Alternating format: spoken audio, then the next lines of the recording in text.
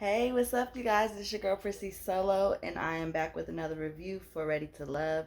I know it's late, you guys, but I had to get y'all on the line. That's why I'm calling so late because episode 7, y'all, episode 7 just took me away. I said, you know what? I don't want to wait to talk about it. However, I do know that I owe you guys episode 6, and because I owe you guys episode 6, we're going to briefly talk about. I don't like the glare. Um, I'll just put them on when I read my notes for episode 7. Um, I owe you guys episode 6, so we're gonna briefly talk about it. And when I say briefly, I do mean briefly, like legit, just go over what I need to cover that has some connection to do with episode 7, because I really am only calling y'all this late because episode 7, baby. But anyway, so episode 6, the girls have their friends come and visit so they could get another perspective on their future prospects of a man. And basically, Chris has this meetup with Naya's cousin, and her cousin, and the cousin asks a question pertaining to, okay, so what do you feel like a husband role is, or I'm not sure if it was like, what do you feel like the finances, how how do you feel like a household should be ran? And Chris really fumbled the ball. His answer was kind of all over the place, but for the most part, he did say that he felt like finances should be split between, you know, between partners, and that he's also in a position where he feels comfortable to just let her lead and take over, and he just chill and let her do her thing. And also, that he's just a radio personality and he doesn't it's not that much money in that, so she probably makes more money than him. And Naya was like, no honey, no, she was not feeling that. She's like, you don't know that. She was really turned off. The atmosphere had changed, and Chris felt it, and he couldn't take the heat, so he just left. And Naya was really taken back by that. She wanted him to stay, but Chris just really felt like he put his foot in his mouth, and I don't think he knew exactly how to fix it, so he just fled. And when Naya talked to her cousin, she just switched and was just basically like, this ain't it for me. I'm not feeling that. I've already carried a man before. I'm not doing it again. I'm trying to get pregnant, and I don't need to be stressing about bills and when I'm trying to have a baby. And the cousin was just like, chill, slow down, cousin. Like, she was like, no, it's a wrap. And Alex's best friend comes and she talks to Brian. And after the conversation with Brian, Alex's friend says, you know what? I can notice that you have this guard up. There's something up with you. Um, and Alex was taken aback, and she was like, really? She was like, I don't know what it is. And the friend said, look, I don't know what it is neither, but you have your guard up with this guy, and you just don't seem like all that. I don't want to say she said interested, but she definitely said that she can tell that there's some type of hesitation there. Also, okay, so that was like the most important to me when it comes to the ladies meeting up with, the ladies' friends meeting their potential friends. So later that day, Chris goes to advice from Joy and Simone. I can't recall who else was in the pool, and tells them what happened. And he tells them, like, I messed up. They ask how.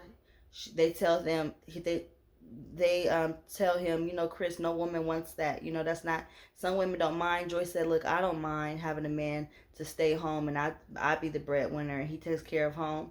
But all women not like that, and Naya especially is not that type. So you probably just really messed up, and what you need to say is that, basically that you are a provider.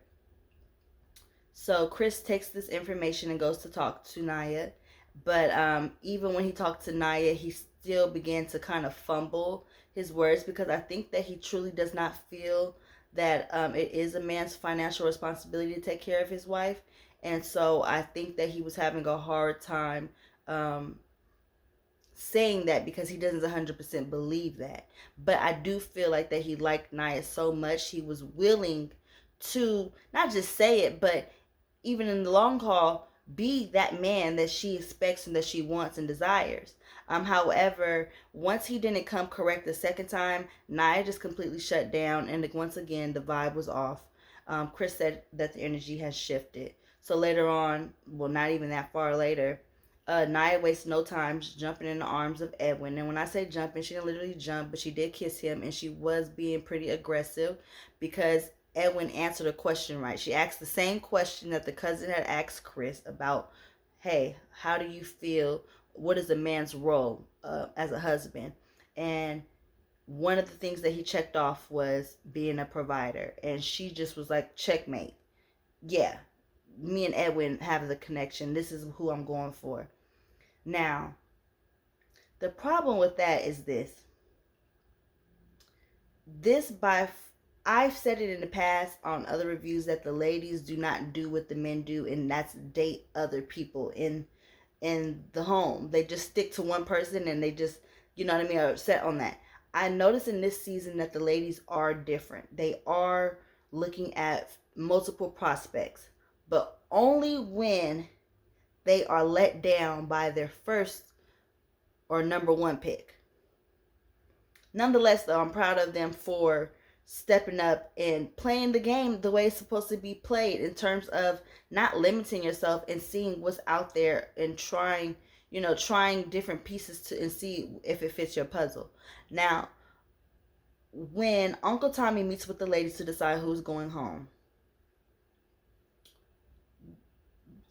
the shift in Naya's energy changed, and Uncle Tommy picks up on it, and he's like, whoa, like you and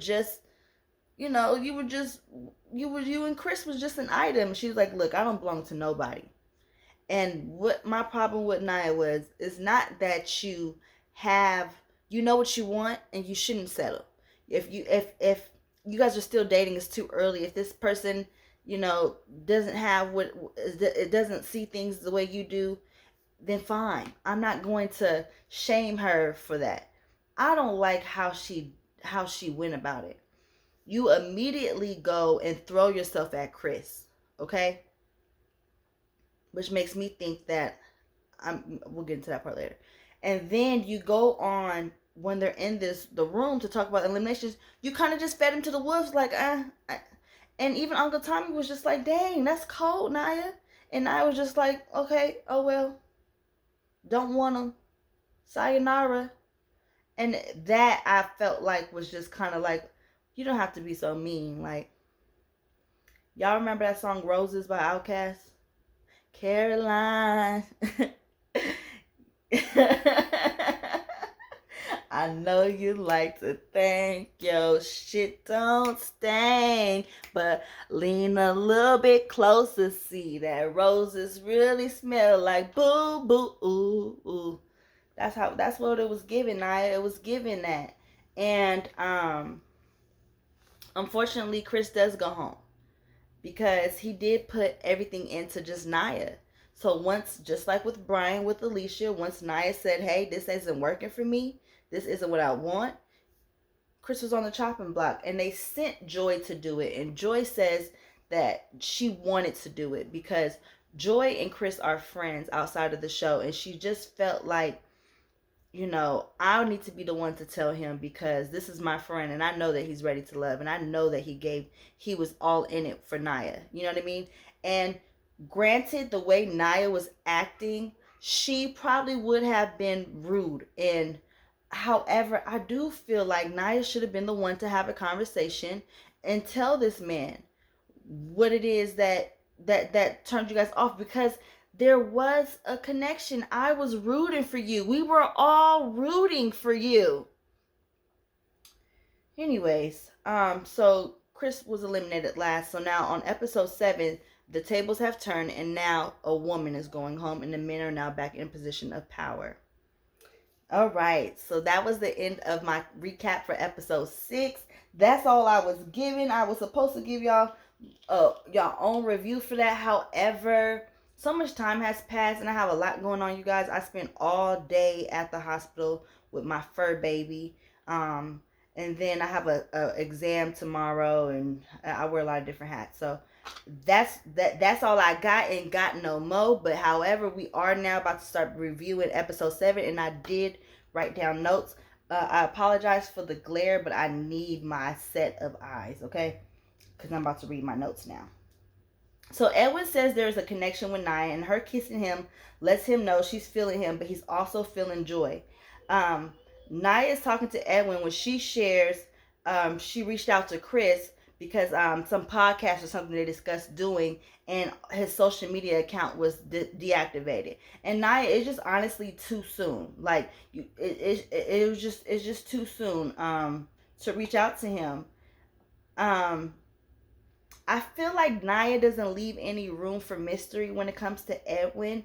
Um, when she talks to Edwin, I often feel like she's selling herself. This glare is bothering me, so if I'm moving, I'm trying to hide from the light. Let's see if I can dim it. No. I feel like she's selling herself like a resume, just trying to check off what she thinks is all his boxes. But honestly, it's just like I said, you leave no room for mystery, and I'm a firm believer in that. To a certain extent, that men like to chase.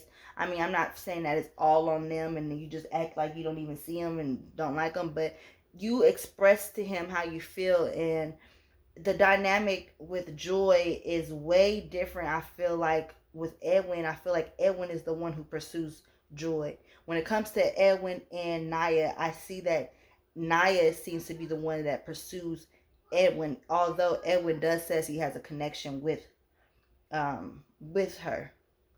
Moving on. Um Winter says she's keeping her options open after Jay expresses Joy is his number one, because she does not give exclusive benefits to non-exclusive men. Okay, I like that one. I had to write that down. Brian says a shift with Alex. There's a shift. He senses the shift with Alex, and she says it isn't him, it's her. But honestly, it just seems to be the conversation that she had with her friend, and I'm questioning why her friend can say something to her and it will completely throw her off. However,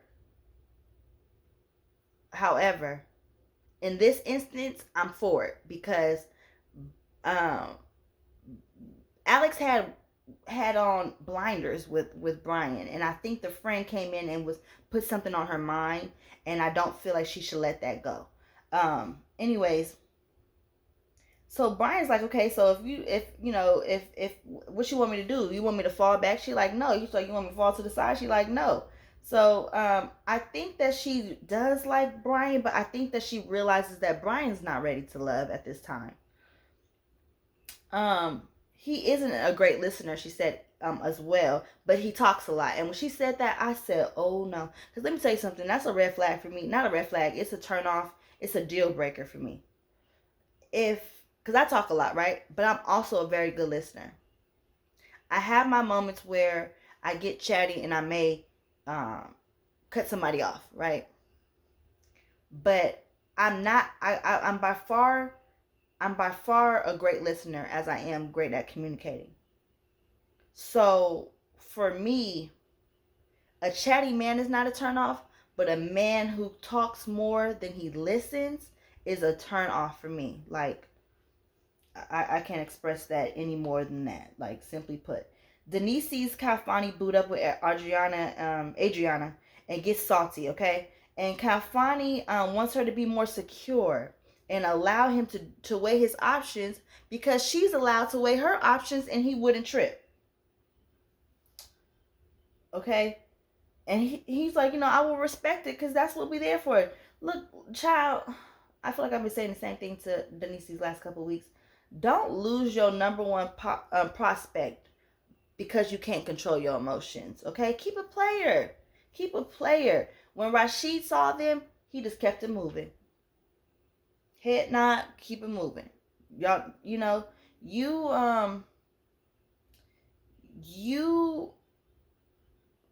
and when you talk to him, don't bring up him, Adriana, because Adriana does not bring up you when she's with him. You understand? Allow them to do what they doing and focus on what y'all got. Simone asks Rashid on a date and it takes him off guard, and it took me off guard too. Like, honestly, I didn't see that coming. It took Simone a lot because she's said in the past that she's used to men pursuing her, and so for her to step out of her box and ask Rashid out, it kind of made her feel like, kudos. And that was a lot easier, she said. She's like, it was a lot easier than I thought it was. Like, what have I been waiting on? And I honestly get that. I get that on a personal level with Simone. I've stepped out of my box only a couple of times and made a first move on, potentials, and it is nerve wracking. Even as an attractive woman, it is nerve wracking. And but this ain't about me, so let me keep it pushing. Edwin does, was it Tantra yoga with Joy, and she says if it gets too hot, she's going back in her room. Okay, and but Edwin was strategic with this. Okay, so he made it sensual and he took it slow, right? And he wasn't moving too fast. And that was really good because I feel like if he would have moved too fast, Joy would I 100% believe that Joy would have packed it up and went back to her room.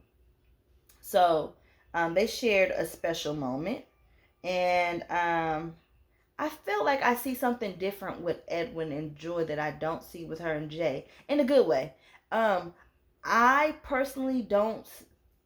I'm not there, but from the outside looking in, I don't see the whole big deal about her and Jay personally, other than great conversation. But great conversation is very important. But when Edwin, I see fun. I see them having a good time, and I just feel like Jay doesn't seem like he has a lot of fun. But so nonetheless, I feel like that's her number one. Joy's definitely his number one. Anyways, so there's something there. Calfani goes on another one-on-one with Adriana, and this time Brian goes and Winter does too.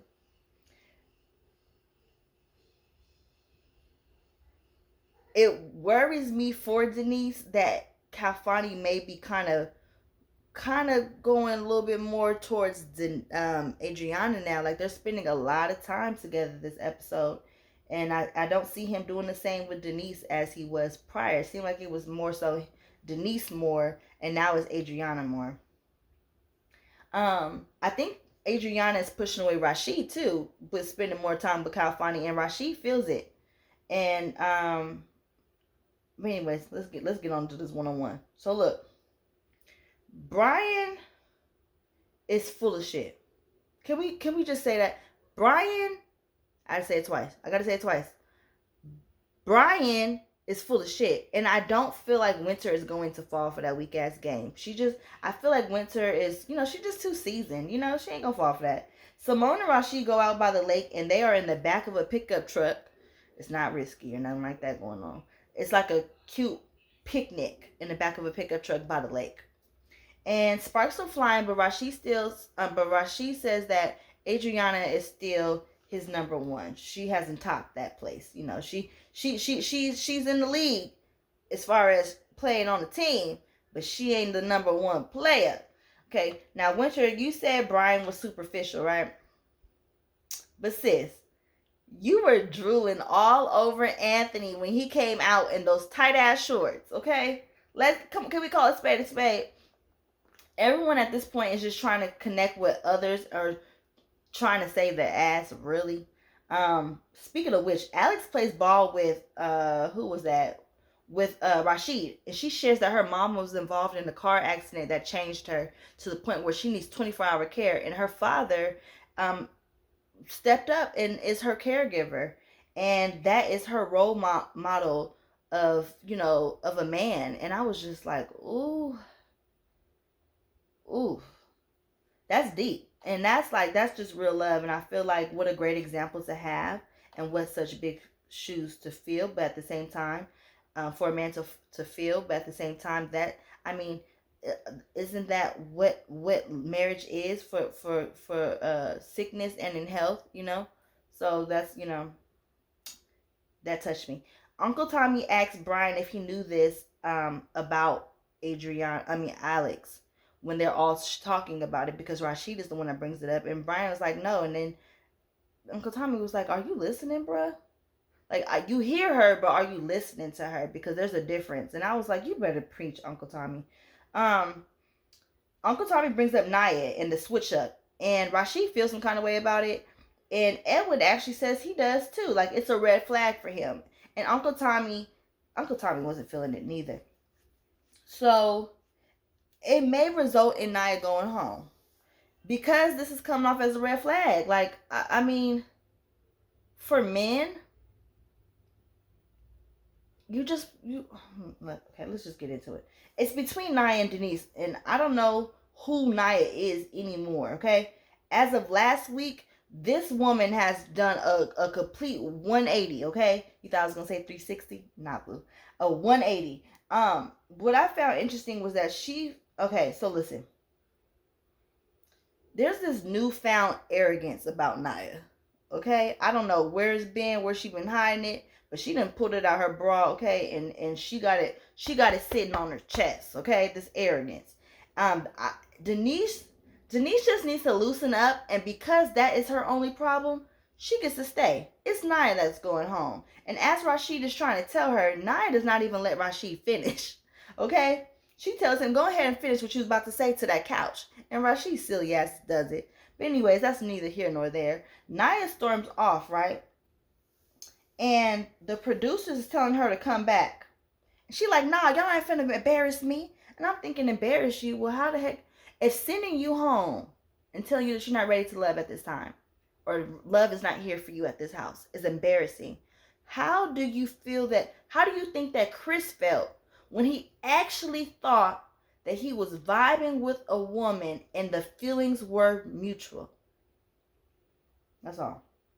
No, actually, I ain't done with you yet. What goes around comes back around, okay? It's called karma. And when the producers asking her to come back, she like, nah, my man is waiting on me. And they were like, huh? They were like, they was like Scooby. They were like, huh? And she was saying that she was never interested in Edwin. And she has plenty of prospect lined up before she even came on the show. The only reason why she came on the show was to weigh her options, because she always gonna do what's best for Naya. Let's check this out. Why even come on the show, right? But last week, or it hasn't even been a week since I uploaded that review, I told you guys some of these cast members are looking to be in the entertainment industry, or actresses, and that's just what it was. I guess all of this that Nia was putting on prior was a facade, and they sent poor Sam home because Sam could not articulate himself and was a tad bit boring. This reunion is going to be off the chain. Last season's reunion was off the chain. I feel like this one is going to level up. Level up or double up. And that was my review of Ready to Love season 3 episode 7, and a little of episode 6. Not really giving y'all too much on that one, but I put it all together for you, and we still got good timing. So please share this video so other people can find this video, because Ready to Love is a great show, and I feel like I give good commentary on it. And also thumbs up this video. And until next time, I'm turning off this light because it's glare. There we go. And until next time, later.